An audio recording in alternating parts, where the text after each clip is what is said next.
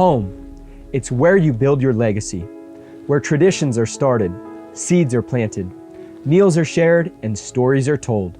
We are Chris and Natalie Carpenter, owners of Story Real Estate, and our team of top agents helps people find homes in Moscow, Idaho, and around the country. Have you thought about a move?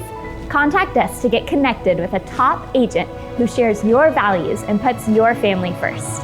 Or reach out to us about our Moscow relocation guide. Wherever you're looking to go, we can help you find home. Call us at Story Real Estate or visit us at storyrealestate.com and start building your legacy. It is the duty of the free man to resist tyranny at every turn. Every man will either watch his freedom stripped away or take action to protect what he loves. Introducing the A3, the newest revolutionary body armor from Armored Republic. The A3 is the new standard for lightweight multi-hit body armor. A3 plates are incredibly light at 4.6 pounds. The patented design captures fragmentation while remaining multi-hit capable. The A3 will stop up to M80 ball, yet comes in at only 0.7 inches thick. The A3 is the thinnest NIJ.06 compliant or certified composite standalone plate that includes the drop test. The A3 is the first of its kind, patent pending, that combines an alloy strike face with polyethylene backing, revolutionizing body armor technology by providing strength and durability while remaining sleek and maneuverable. The A3 is the new standard in lightweight body armor. The fight against tyranny just got stronger.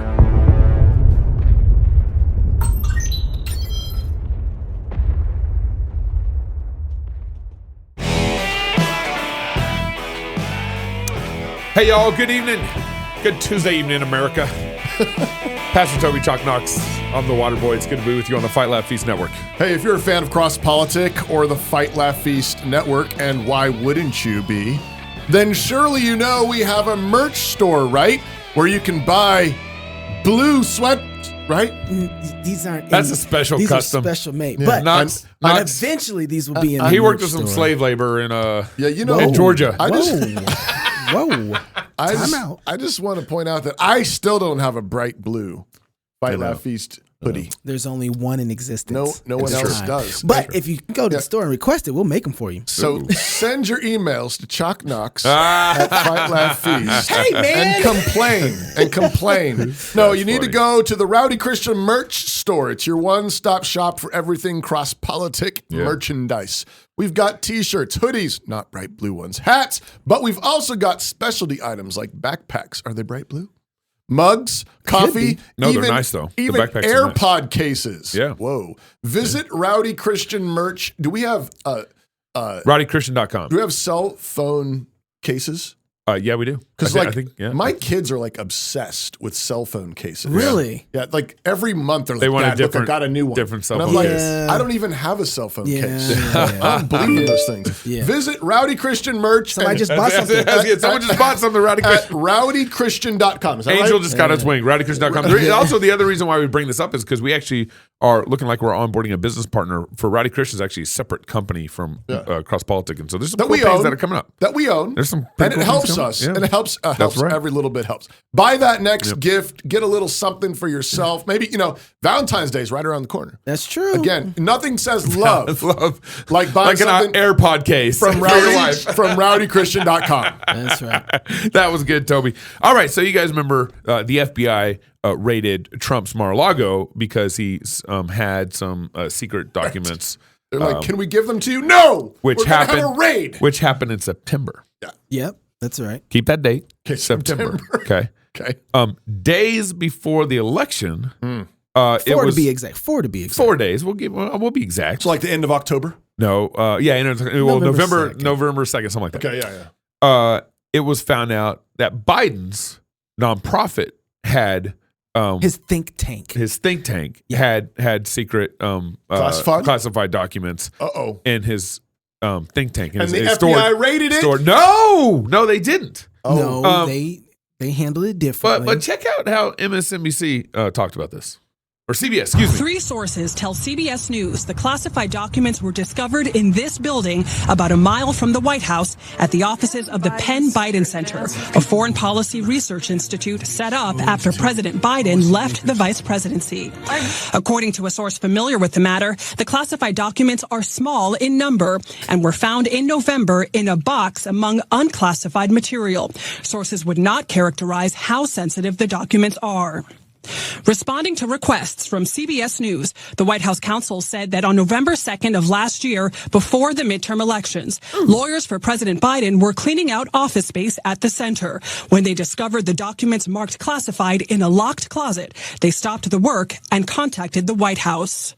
White House lawyers then reached out to the National Archives, which is responsible for the records. The archives in turn contacted the Department of Justice. Attorney General Merrick Garland then tasked the U.S. Attorney in Chicago, John Lausch, a Trump appointee, with determining what is in the documents and how they arrived at the Penn Biden Center. The FBI is also involved in the preliminary inquiry, which a source says is nearing its conclusion. Okay, if you actually go back and follow the timeline. That seems so reasonable. There's a couple timeline. Yeah, exactly. There's a couple timeline things here. First, the Penn Biden Center opened after he left the office of vice president. Right. So as Knox pointed out earlier, this is a point that that slipped past my mind, was that means the documents had to be stored somewhere to eventually be transferred into the Penn Biden Center after it was open after he left vice president, VP. Right. Yeah. So they were there. They've been there for a while. They've been there for a minute. So they've been not where they're supposed to be for a while. Right, exactly. Yeah. We don't know where they've been. Wherever there is, that's where they were. They were. And secondly, I mean, lawyers cleaning up documents or They were cleaning out a they space. They were get the dustbuster out. Doesn't your closet ever get cluttered? Gabe? By lawyers? I call lawyers when I call to clean it out. That's actually a really good point. Because what do you mean? Well, because they're saying they're not in a place where somebody else who didn't walk in there and find them like a custodian. That's right. Lawyers were the ones they were cleaning. When a lawyer comes to clean up a building, they don't play. They don't play. They right? get everything. Lastly, the only person who can declassify documents is the president. So here's where the goofy rub is at for me. Was President Trump can declassify his documents. And the National Archives can't argue with him. He's the president. He can do it. Right. The vice president can't declassify. So the vice president took classified information, put it in some sort of storage, and then moved it into his new building. Well, you don't know yet. We don't know. The way CBS is reporting on it, it seems to lend to that narrative. And I don't trust everything that they say. So I want to wait. This happened November 2nd. And it's just now being reported on this week. A few days before the election. Yeah, so, I'll follow all the timelines. One more reason why you can't trust your journalists, because why didn't they release this information then? But so before I get there, I just thought about this. It's pretty impressive that we've not heard about it till now. Yeah, but what's even more impressive is that it's happening. Yeah. That we're finding out about it. No, that it's even happening. Look, guys, we live in... This has to be God telling an amazing story. Wait. That's what's happening. That this is even happening in this kind of way. We just got done making a huge fuss out about of September's Trump, Mar-a-Lago raid. Yep. Uh-huh. And it just so happens that we have the sitting president with some... I know the stories are different and the way they're engaging They are should different. raid the White House. But I think as Christians, you just have to sit back and say, wait a second, can somebody pop me some popcorn? Guys just having a little fun. This is amazing. Yeah. I mean, this is, you see it so much that there's one trap set for you, and then this comes up and it's like, oh, look, are you going to judge this the exact same way? Are you going to act towards this the same way you were before? That's like right in front of their faces, and we're all getting a chance to watch it. Right. And I don't think, I kind of just want to step back for a second and watch the situation. I know that everything isn't one-to-one. I don't expect it to be, but I'm wondering how they're going to handle it. Because God just put a situation in front of us where they condemned this one man for this way of his house. It didn't matter. It was information. They didn't even take into consideration all the realities of the legality of it. They're doing it right now. They're going through the process. Yeah. So they're trying. We'll see. But the way they jumped to the conclusion, why didn't they have the same conclusion about Biden? Wait a second, Mr. Biden. What else is in your other houses? Yeah. How many other documents that you've had roaming around here that we don't know about? They didn't jump to those conclusions. Why not? Well, okay, let's just wait. Let's wait and see how they handle the whole situation. Yeah. And keep a little pressure on it. This is why journalism is so important. We need good, godly journalists to say, somebody should say to the public, we're sorry, we missed this. Yeah. How in the world? Right. I'm November 2nd. I'm really surprised that, like, I mean, especially with some of the like really angsty, Right. Trumper types. Yes. I mean, they're people that people that I really don't trust actually because they're just reactionary. Yeah. They like any mud will do. Fling anything at the left. And scream at any kind of perceived inconsistency. How in the world were they able to keep this under wraps? Except, I guess, the FBI just is. Yeah, I mean, it's telling you. Like, I'm still wanting to wait and watch all this roll out, but I want to keep the kind of pressure on it. And the way you keep the pressure on it is by journalists. There isn't ask good questions. Ask good questions, and the journalists just say, "Wait a second, I'm going to break this thing down the same way that we broke down the what's the kid in with the shooting I saw the whole trial in my head. The kid with the gun out. Rittenhouse trial. Remember when Rittenhouse happened?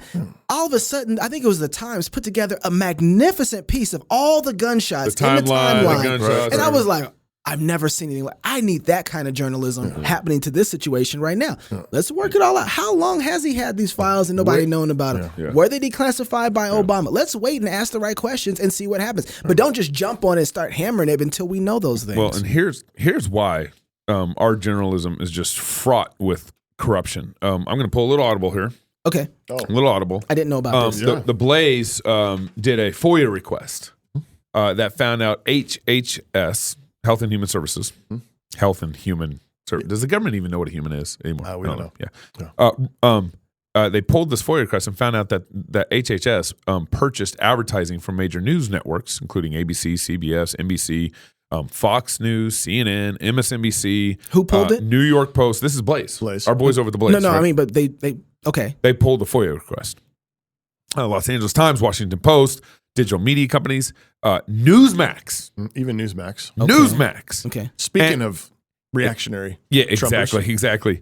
And they found out that HHS spent millions of dollars to basically build vaccine confidence, to put out commercials and media through all these outlets to build vaccine confidence. Okay.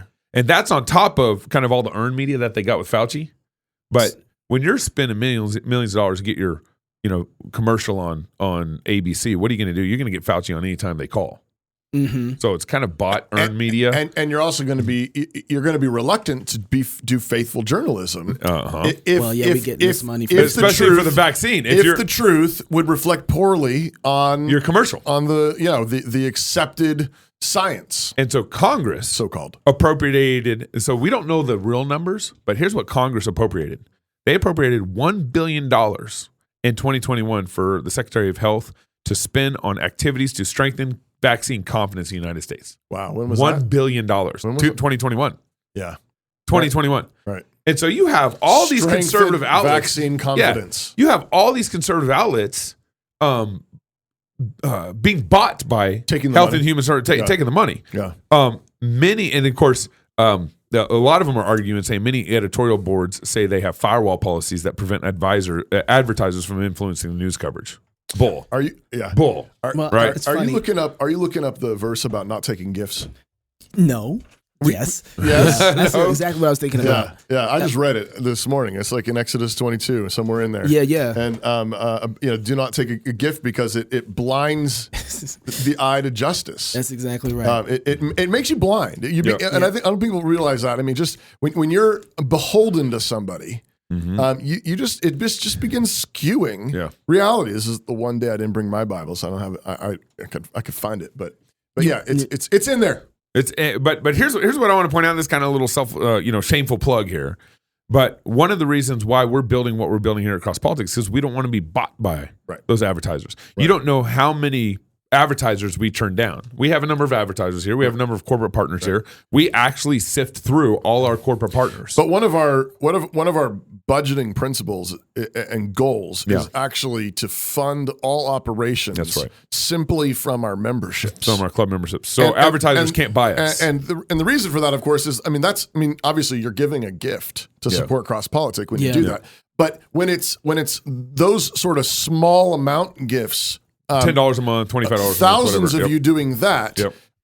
It's spread out, and that's actually diluting that temptation for us to just be men pleasers. Yeah. That's right. That's right. And what we want to do is we want to tell the truth, fearlessly, not caring about what anybody thinks. Yep. That's right. So that's what we're trying to avoid is one big sugar daddy, one big or Pfizer coming to you, sponsor being like, hey, we'll give you $1 million in the middle of a downturn. Right. Yeah. It's nuts. So we're going to get to Massey here in a minute, but go ahead and go. All right. So Jesus is Lord in public and in private and in every area of life. And that means every area of life must be subject to his lordship. And our use of technology is no exception. What captures our attention on the screen either glorifies or dishonors our Lord Jesus. That's why accountable to you, that's the word accountable, the number 2, and the word you, Y-O-U, is committed to promoting biblical accountability in our families and churches. Their monitoring and reporting software makes transparency easy on all your devices, so you can say with the psalmist, I will not set anything worthless before my eyes. Guard against temptation with accountable to you, accountable, the number 2, you, and live for God's glory. Learn more and try it for free today at accountable2you.com/FLF. And so what I discovered kind of through all this was you have, Blaze pulling this FOIA request and seeing all this big media, NBC, MSNBC, NBC, ABC, Fox, and all this stuff taking big Pfizer money. And so no wonder they wouldn't speak out against the vax. And actually this show right now, we're going to have to take this part of the segment off YouTube. We can't even play this on YouTube right now. Right. We were suspended on YouTube in December for bringing Dr. Peter McCullough on the show again through Michael Thiessen. And so even this section of the show, we can't even play on YouTube or we'll get suspended again. But learning in Kentucky, and this is an example of probably something that's far more widespread than we realize. So Kentucky's Republican, statewide Republican organization took or got a donation of $1 million from Pfizer for their building fund. Okay. This just happened last quarter. And so building fund. Yeah. So for your building fund, for political organizations, they can only get X amount of money per donation kind of thing. But if you have a building fund, it's unlimited. How much did they give? Pfizer gave $1 million to the building fund, to the Kentucky's Republican state building fund. Yeah. Okay. So and then Delta gave $50,000, AT&T gave $100,000, Comcast gave $100,000, and so forth, all to the Kentucky building fund. How much the Kentucky Republicans? The statewide building right now, and so they're saying, so the Daily Caller calls the Republican Party in Kentucky and says, why do you need all this money for a building fund? Are you expanding? Do you need a new building? That kind of thing. And the spokesperson, Sean Southard for the Republican Party says, we're growing in Kentucky and we need additional space. So that's their justification for this. The current name of the Republican headquarters in Kentucky is the McConnell headquarters. Mitch McConnell headquarters. Right. Okay. And so you have this Republican Party. No wonder the Republican response in Kentucky to COVID was so not just them. Inept. It was inept everywhere. It's everywhere. So, but that's my point is how many Republican organizations took millions of dollars from Pfizer? Pfizer, let me before you get there, one last point. Pfizer increased its revenue. This is according to Daily Caller. Pfizer increased its revenue by 95% in 2020 and 2021. Yeah. 95%. Right. How much did we cost again, Gabe? They struck a gold.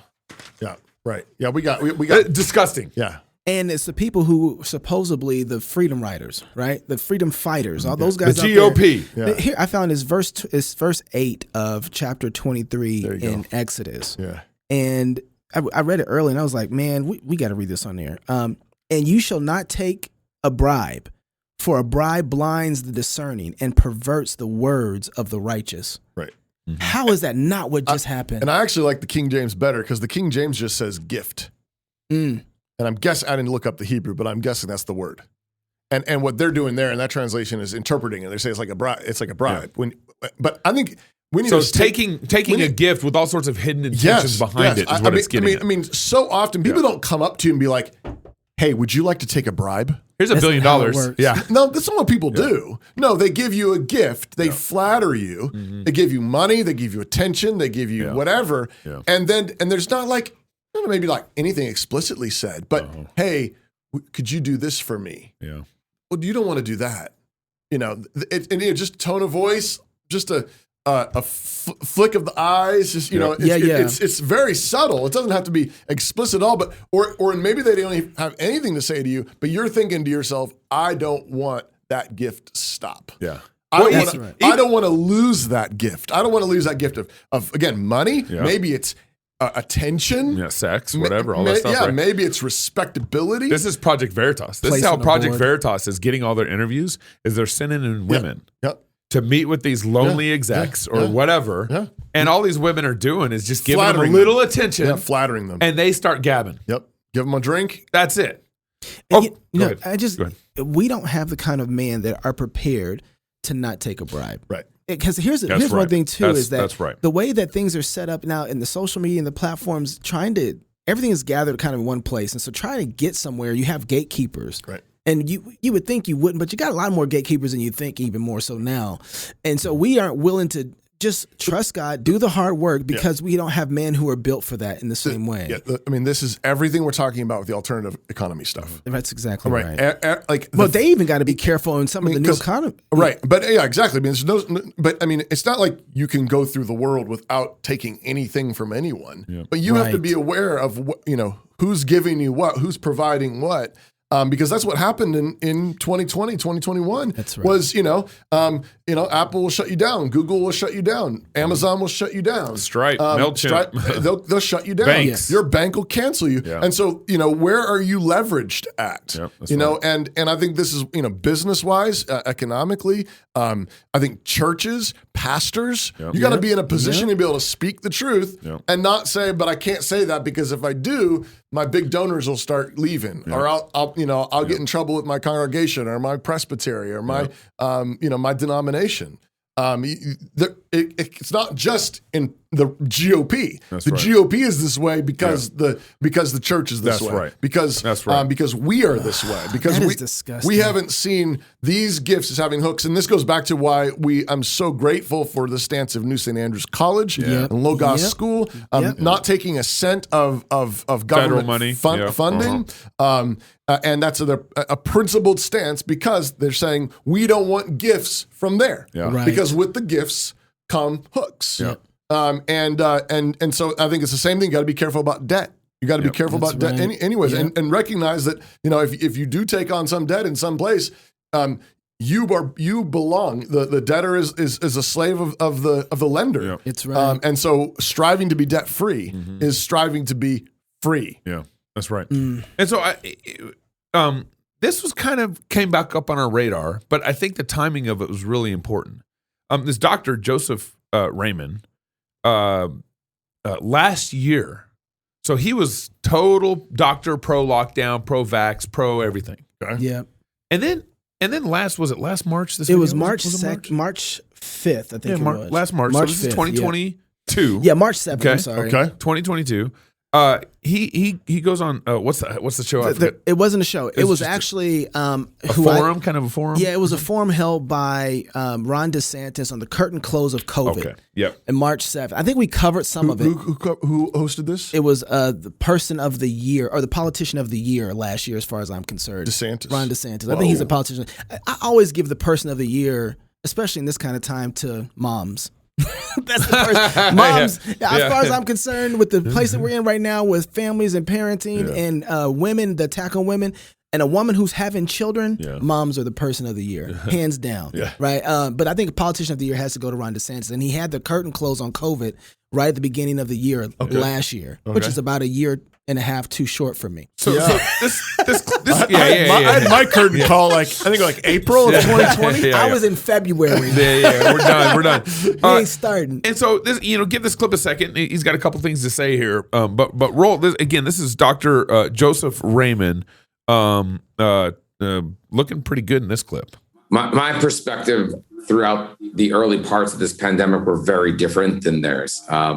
But I think that sometimes maybe when you're similar to maybe like at a movie, when you have the front row, you can't necessarily see the whole picture. For example, in the first wave, my nurses and I, we were we saw so many people dying from COVID. It horrified us. It was more death than any of us had ever seen. Freezer trucks at our door, holding the bodies that for the leftover, from that our morgue could handle. At that time, the only thing I could see was we needed more aggressive COVID policies to get this plague under control, stop these deaths from happening. I was confident that all of the locations that didn't embrace this like aggressive COVID policy, they were going to suffer tremendous deaths. And what we would see next is then, of course, what would follow is they would see how much death they suffered, and it would become so painfully obvious that they would adopt all the aggressive policies. But I was wrong. My views were wrong at that time, because the states and nations that didn't take aggressive COVID policies, they didn't do obviously worse. It took me about a year into the pandemic before it became really clear that it wasn't obvious at all that any policy was strongly effective at reducing COVID infections or death outside of within the island nations, where clearly border control looked like it did have a pretty strong effect. Or sunshine. So the scientist in me had to take this emerging data that I was seeing and acknowledge my hypothesis had been falsified, I guess you could say. And the COVID policies that I was so certain were necessary, they just didn't help the way that I would hope they had helped. And then I realized something that I kind of ignored, that, much of the people here have discussed and brought up, which is that these policies were harmful. Ooh. Initially, I don't want to say I was ignorant, but it was irrelevant because there were lives on the line. I'm an emergency doctor. There's lives, and it's like, no, we have to do it. But if the policies didn't make a big difference and they only caused harm, then you have to start rethinking what we're doing. And you have to take the data that's clearly in front of us. And if it is only causing harm and at best can only save few, we need to think about it, because if at best, right, an aggressive lockdown policy, imagine it reduced hospitalizations, death by 20%. 20% of deaths, hospitalizations reduced. If that was the case, then maybe we could come here and debate. Nope. Is the harms that are caused by those lockdowns worth that benefit?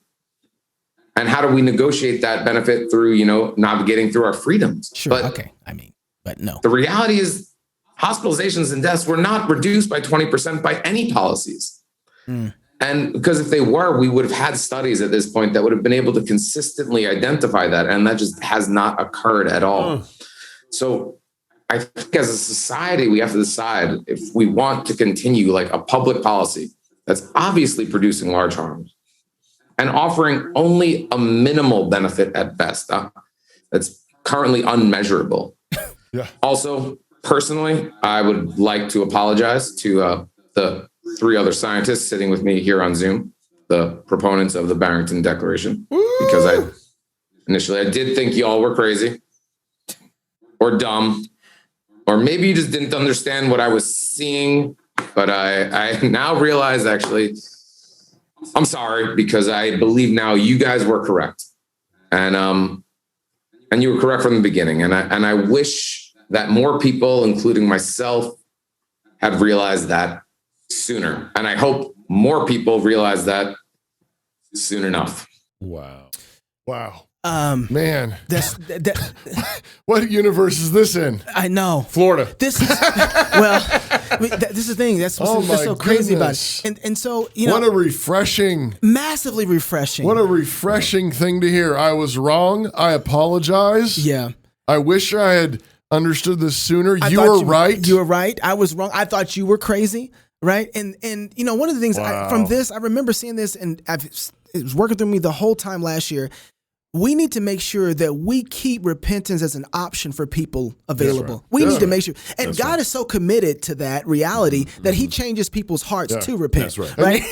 I don't know what happened next, but Dr. J was like, "You're forgiven." Yeah. All good. Yeah. Right. All good. Yeah. He's a Christian man. Yeah. He understands forgiveness. People are arguing for this. They did at least one article from the Atlantic was arguing for this amnesty stuff. But that's not this. No. This is different. No, this is not amnesty. This is repentance. And And so I believe that from that is the only reason that we get this particular clip from him.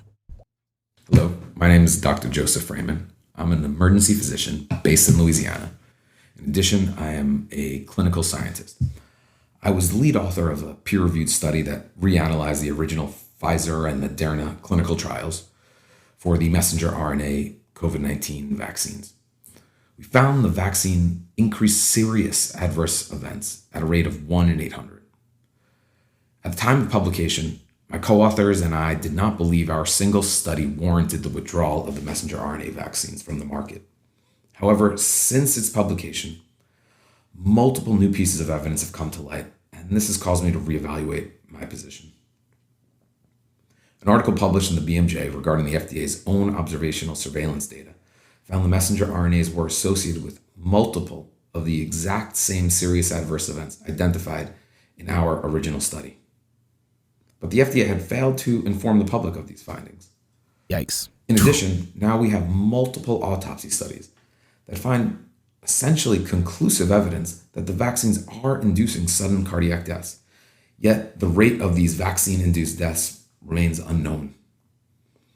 While many nations that have been using the messenger RNA vaccines have experienced an increase in excess mortality, more people dying than should be expected from past years. And this correlates in time with the initial vaccine rollout and then with the subsequent booster campaigns. Nations with higher messenger RNA vaccine uptake have correlations with higher rates of excess mortality. While the cause of this excess mortality is not known, researchers analyzing this data were unable to identify any other reasonable cause of the excess death other than the vaccines. Given now the Omicron variant is less virulent and is able to evade much of the protection offered by the vaccines, this creates a situation where the benefits of the vaccine have been dramatically reduced for hospitalization and death. Together, this information calls into question if the vaccine's benefits are outweighing the harm. I believe, given the information, the messenger RNA vaccines need to be withdrawn from the market until new randomized controlled trials can clearly demonstrate the benefits of the vaccine outweigh the serious harm we now know the vaccines are causing. This show is not going on YouTube. Well, that's not going to. We can't play this on YouTube. But it's insane. When people are talking about amnesty and they're not talking about repentance, then that means they can't see the way forward. You don't examine things the same way. You act like, well, it wasn't. We all had made mistakes, guys, and so let's just talk about and fix the problems we have.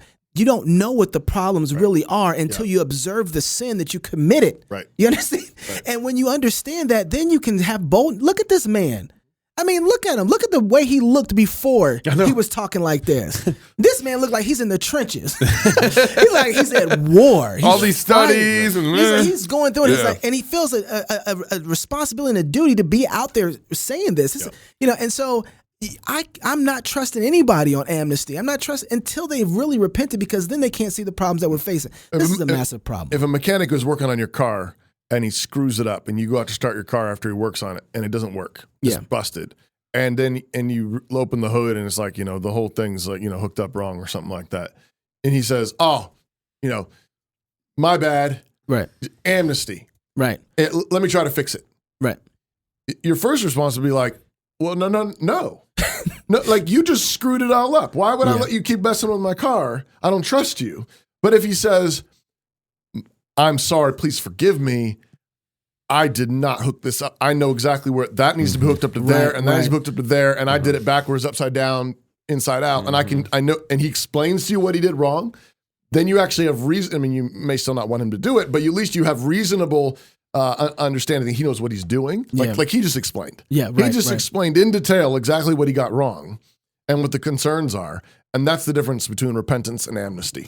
And I think the battle for COVID right now, a lot of us know this information. We've been aware that this was coming in one way or another. But right now, because of the fact that the battle is long, we tend to be relaxed and say, well, we know this information, whatever. No, the fire is still turned up. You can turn on the TV. They are pushing the vaccine just as hard as they ever have, and they're continually They still got bribing HHS money. both sides to push this narrative. Yeah. And so we need to be vigilant about this and not trust any and everything, and trust people who are repentant. Trust people. Even Dr. Bhattacharya said he was really timid about this in the beginning. I remember pushing him. He was like, "Oh, well, they're not that bad." Now he's like, "Get rid of all of them." And DeSantis is like, "We're making come out and said that? Oh yeah, he's like, we can't trust them anymore, which is why he's joining Politician of the Year DeSantis, trying to create their very own FDA and CDC, and kind of like how. Remember, they're creating their own health organization, a governance board in Florida. And so you can see, which is it's just like, okay. So, they didn't call me about that. I didn't know about that. And no one told me. All right. If you're single, get married. If you're married, have you some kids. And if you have kids, go baptize them. Until tomorrow, love God with all your heart, soul, mind, and strength. Love your neighbor as yourself. Go fight, laugh, and feast. This is Cross Politics. I'm sure they're going to call you pretty soon. They just want to get everything organized first. Okay, good. And then after that, I'll be ready for your call, Dr. J. Could you bless this and make sure that God blesses what we're doing? Yeah, good. I'm ready. Meet Big Ed. He has a tax-funded taste for children. Big Ed knows that the best grooming starts early. He has a plan for your preschoolers, a plan to gender confuse your grade schoolers. But if you think his grooming stops there, you have not been paying attention. Big Ed wants to liberate your daughters from old-fashioned ideas like, well, you already know. Big Ed has dorm rooms ready for you in prison buildings of learning, and professors standing by dedicated to grooming young adults in doubt and unbelief.